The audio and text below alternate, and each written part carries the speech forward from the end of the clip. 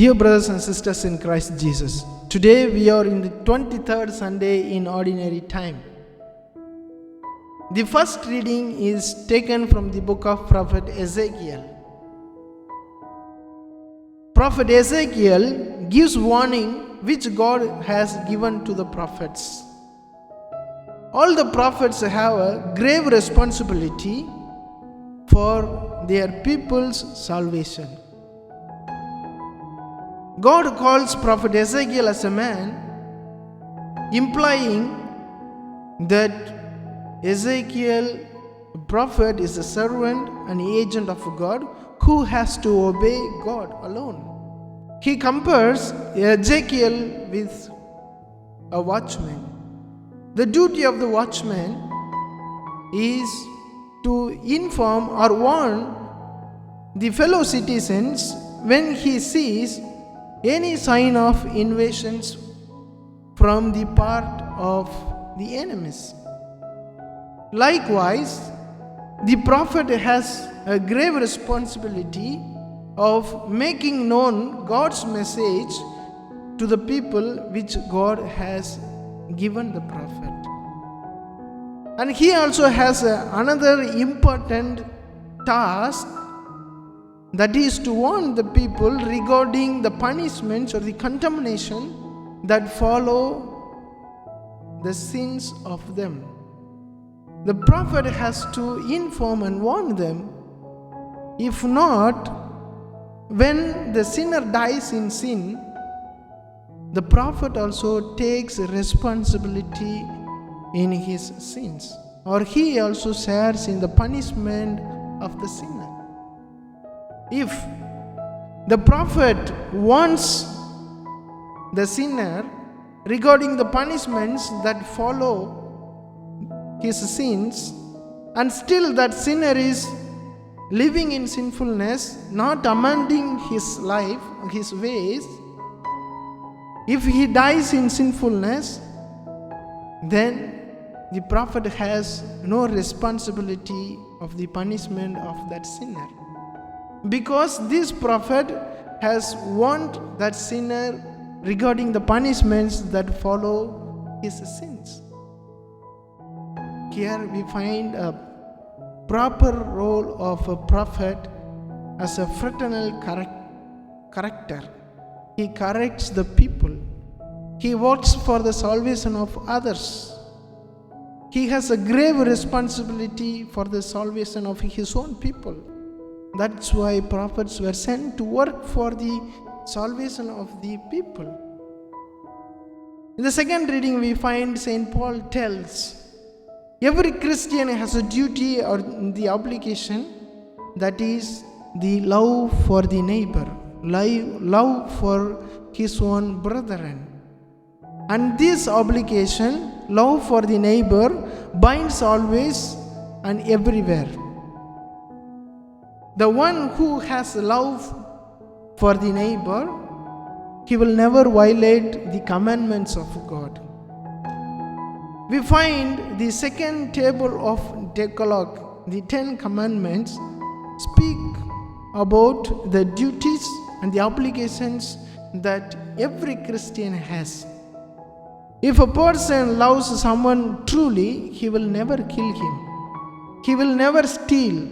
He will never covet his wife or his good things, because love does no wrong. Jesus himself says to the Pharisees, the love of God and the love of neighbor fulfill all the laws and the prophets. And that's what we to see in today's second reading, St. Paul tells. See, one of the important aspects that requires for the fraternal correction is genuine love and the care for the another. So St. Paul emphasizing on the love of neighbor in this today's second reading. When we look at the gospel, we find some of the scholars, biblical scholars, say this is not written by or this is not the words of Jesus Christ, because the God's love is missing there, God's mercy is missing there. It is only the later addition by the church.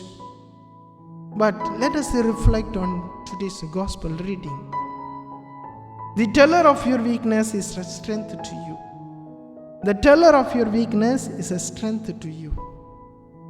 Once your weakness is expressed to you and you realize that it is your weakness and you work upon it, it will become yours.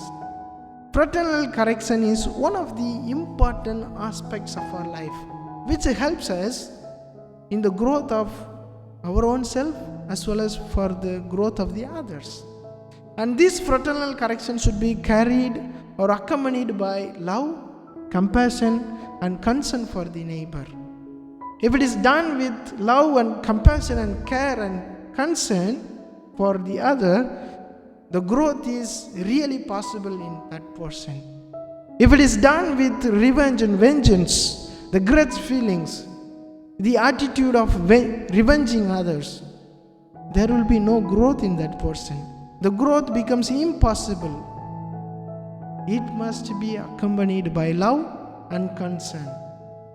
When we correct others, it is with love and concern for the other, and when we receive corrections, it should be with open mind.